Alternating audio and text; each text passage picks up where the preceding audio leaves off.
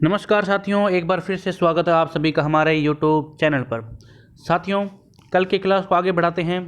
7.1 देखिए साथियों, परिवर्त मैट्रिक्स के गुणधर्म यानी कि ट्रांसपोज मैट्रिक्स के गुणधर्म आज हमने देखने हैं। गुणधर्मों में एक नंबर गुणधर्म की बात करते हैं सज्जनों। ए ट्रांसपोज का ट्रांसपोज करना है, यानी ए की परिवर्त मैट्रिक्स का परिवर्त निकालेंगे तो साथियों रिजल्ट प्राप्त हो जाएगा ए। पहला गुणधर्म था ए ट्रांसपोज का ट्रांसपोज करेंगे, यानी कि ए का परिवर्त मैट्रिक्स निकाल कर उसका पुनः परिवर्तित जब हम ज्ञात करेंगे तो पुनः हमें ए मैट्रिक्स प्राप्त हो जाएगा। सज्जनों, दूसरा गुणधर्म ए प्लस माइनस बी का ट्रांसपोज करेंगे तो बराबर होगा A transpose plus minus B transpose. तीसरा गुणधर्म साथियों, ए इंटू बी मैट्रिक्स का ट्रांसपोज करेंगे तो वो हो जाएगा क्रम विनिमयता नियम के साथ B transpose into A transpose. चौथा गुणधर्म के ए का ट्रांसपोज याद करोगे, जहाँ के एक अदिश राशि है तो रिजल्ट प्राप्त हो जाएगा के बाहर आ जाएगा और ए का ट्रांसपोज हो जाएगा। और पांचवा गुणधर्म देखिए साथियों, A1 A2, जहाँ ए मैट्रिक्स को रिप्रेजेंट कर रहा है, बड़ा ए मैट्रिक्स को रिप्रेजेंट कर रहा है।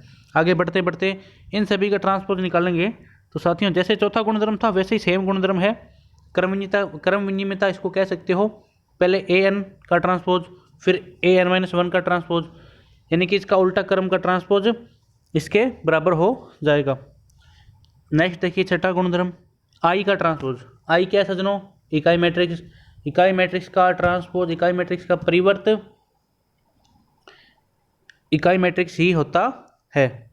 ठीक है सज्जनों, आगे देखिए सातवां नियम, ट्रेस निकालना है मैट्रिक्स ए का। मैट्रिक्स ए का ट्रेस निकालो, चाहे ए ट्रांसपोज का ट्रेस निकालो, दोनों बराबर होते हैं। अर्थात चाहे तो मैट्रिक्स ए का ट्रेस निकाल लीजिए, चाहे ए परिवर्त मैट्रिक्स का आप ट्रेस निकाल लीजिए, दोनों क्या होंगे? बराबर होते हैं। साथियों, बात करते हैं एक नई टॉपिक की तरफ। बहुत ही इंटरेस्टिंग टॉपिक है ये। देखिए किस प्रकार सममित एवं विषम सममित मैट्रिक्स, नया टॉपिक है इसी में मैट्रिक्स में। इसको इंग्लिश में बोलते हैं skew matrix, sorry symmetric matrix और स्क्यू साइमेट्रिक मैट्रिक्स। ठीक है साथियों, देखिए सममित मैट्रिक्स किसे कहते हैं? सममित मैट्रिक्स है एक वर्ग मैट्रिक्स ए सममित मैट्रिक्स कहलाएगा। कब? जब ए का परिवर्त सज्जनों किसके बराबर हो? ए के बराबर हो जाए।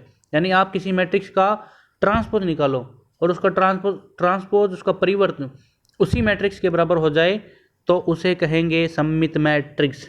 ठीक है सज्जनों, आगे देखिए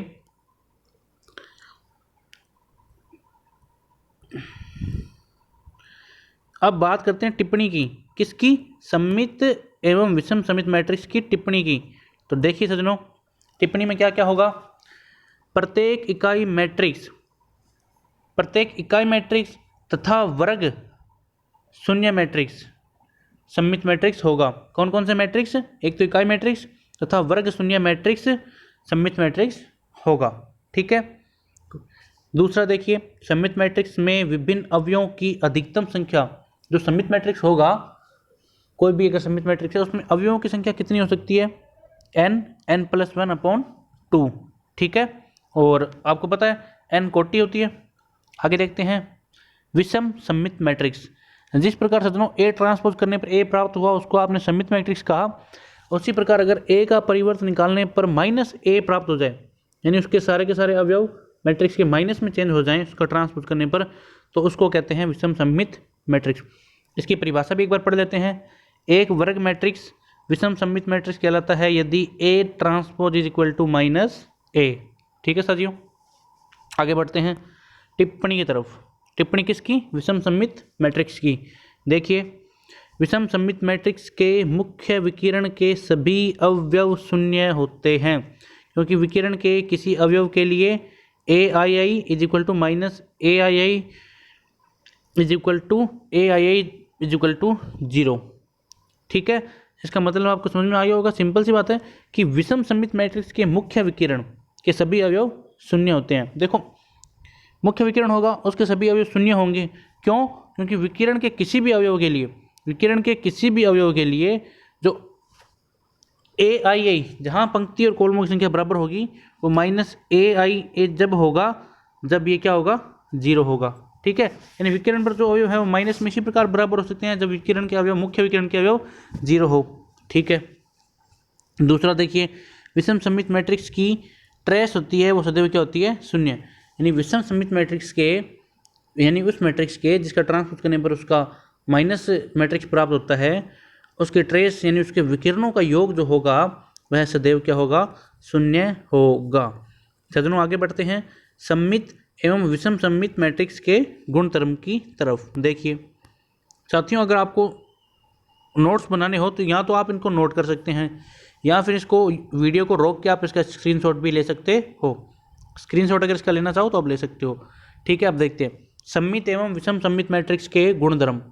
पहला गुणधर्म है साथियों, यदि ए कोई वर्ग मैट्रिक्स हो, वर्ग मैट्रिक्स आप जानते ही हो जिसमें पंक्ति और कॉलमों की संख्या इक्वल होनी चाहिए, तो ए प्लस ए ट्रांसपोज यानी ए प्लस ए का परिवर्त, कोमा ए इंटू ए का परिवर्त मैट्रिक्स, कोमा ए परिवर्त इंटू ए सममित मैट्रिक्स होते हैं।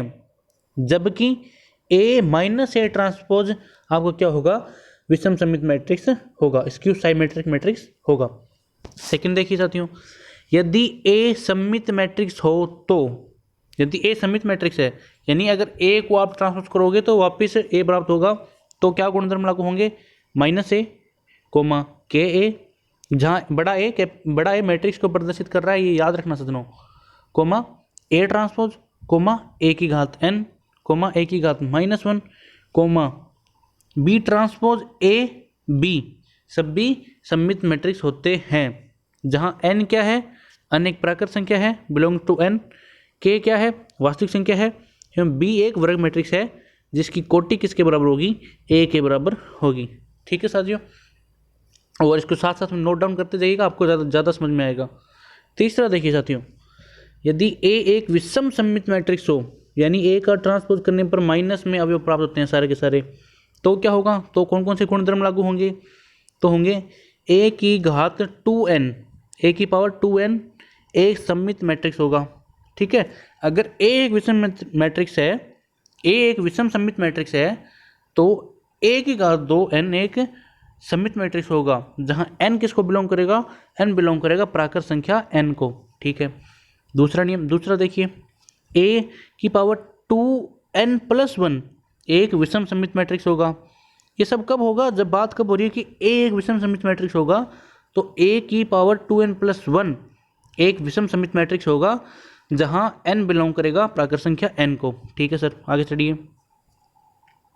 सी के ए एक विषम सममित मैट्रिक्स होगा, के ए एक विषम सममित मैट्रिक्स होगा कब, के आप जानते हो एक अधिक संख्या है जो रियल नंबर को बिलोंग करती है, वास्तविक संख्या को बिलोंग करती है।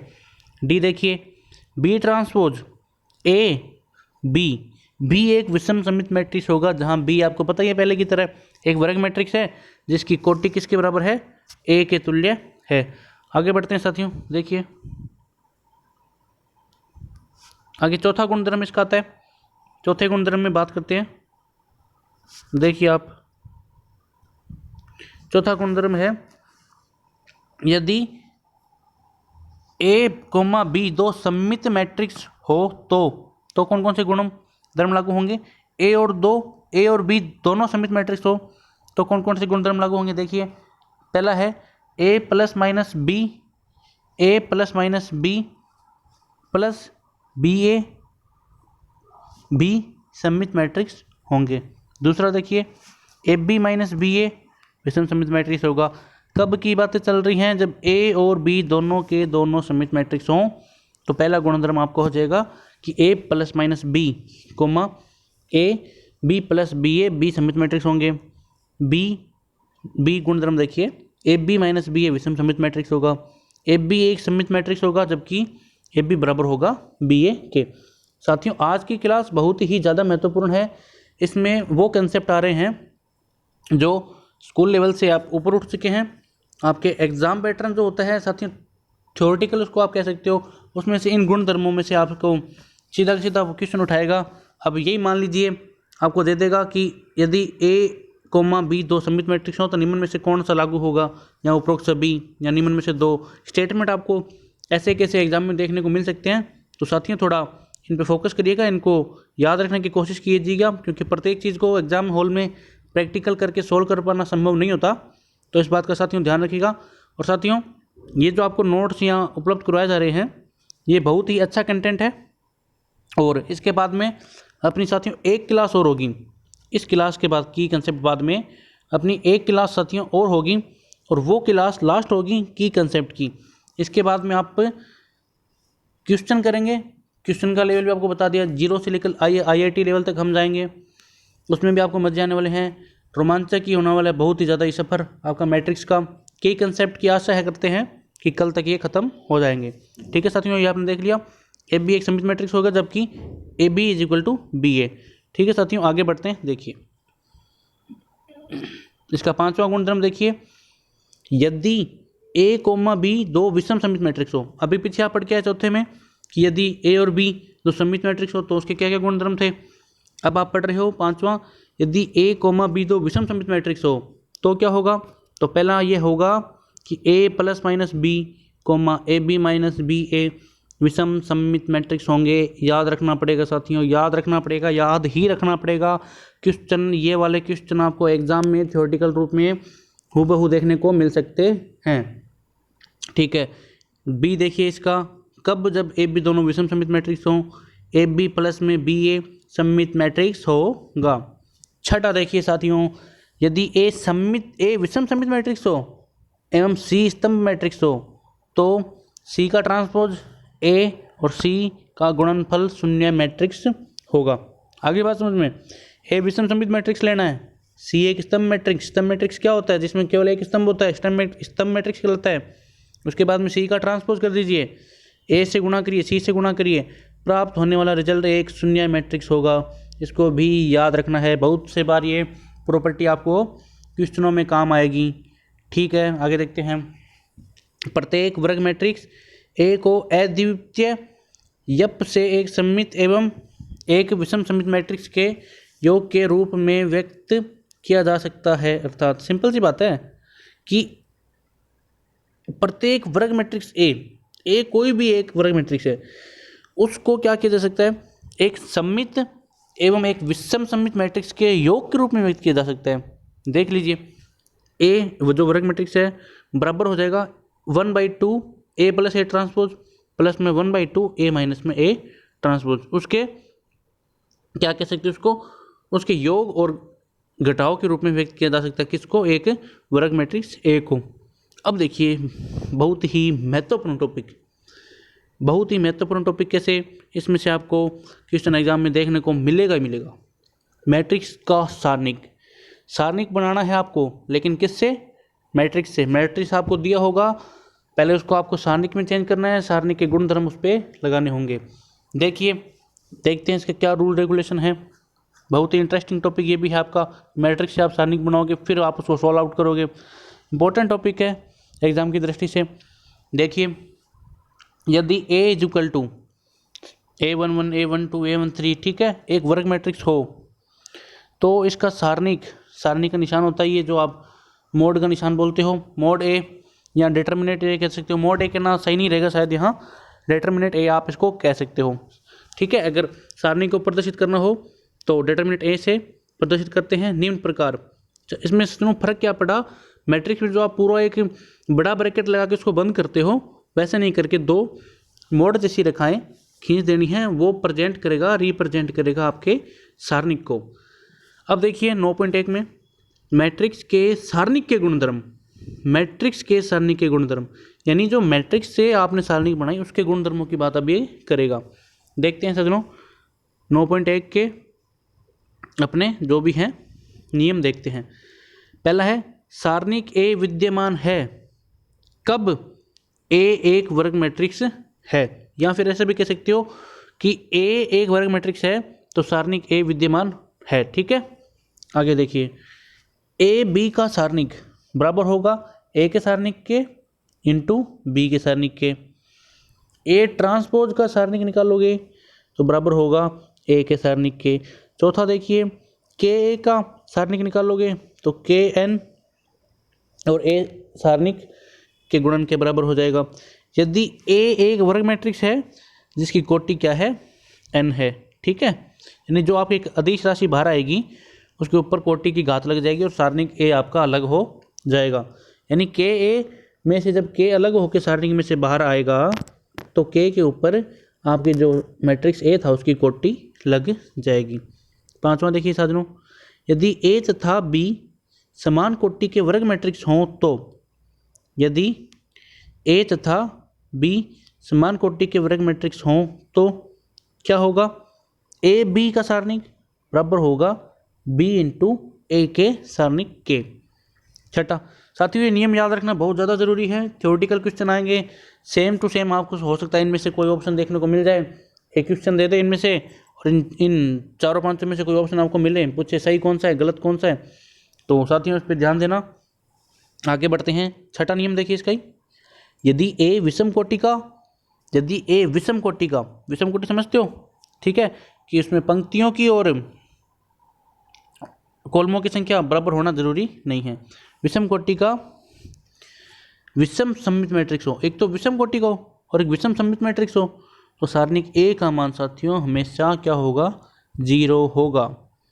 यदि ए बराबर हो डायगोनल A11 तो सारणिक ए किसके बराबर हो जाएगा, A1 A2 dash dash n, इन सभी के अवयवों के गुणन के बराबर हो जाएगा। ठीक है साथियों, आगे बढ़ते हैं लास्ट नियम की तरफ। आठवां नियम आपका है, सारणिक a की पावर n बराबर होगी a की पावर n का सारणिक। ठीक है, गुणन वाला नियम है, पावर वाला नियम है, और n किसको बिलोंग करेगा, आपको n बिलोंग करेगा आपकी प्राकृत संख्या को। प्राकृत संख्या में कौन कौन सी संख्या आती हैं आपको पता ही होगा, 1 2 3 4 5 6 7 8 9 10 ऐसे करके अनंत तक चलती है। प्राकृत संख्या में 0 शामिल नहीं है। ठीक है, आगे बढ़ते हैं तो सजनों ये वाला जो सहखंडित मैट्रिक्स आप देख पा रहे होंगे इसको करेंगे कल, और कल की जो क्लास होगी वो अपनी अंतिम क्लास होगी। उसके बाद आपके सारे के सारे सेकंड ग्रेड मैथ तक के जो लेवल है उसके की कंसेप्ट आपका पूरा हो जाएगा। उसके बाद में अपने क्वेश्चनों की प्रैक्टिस करेंगे। और साथियों अगर आपको इन की कंसेप्ट में किसी भी प्रकार की कोई दिक्कत लगे, कुछ समझ नहीं आया हो या कुछ सुझाव हो तो हमारे कमेंट बॉक्स में आपका स्वागत है, कमेंट करिए, आपको निश्चित ही सल्यूशन उसका उपलब्ध करवाया जाएगा। इसके साथ साथ ही कल क्वेश्चन शुरू हो जाएंगे। और साथियों एक बात और, आप निश्चिंत रहिए, पूरा का पूरा कोर्स आपको हमारे YouTube चैनल पर निःशुल्क करवाया जाएगा। तब तक के लिए जय हिंद, जय भारत।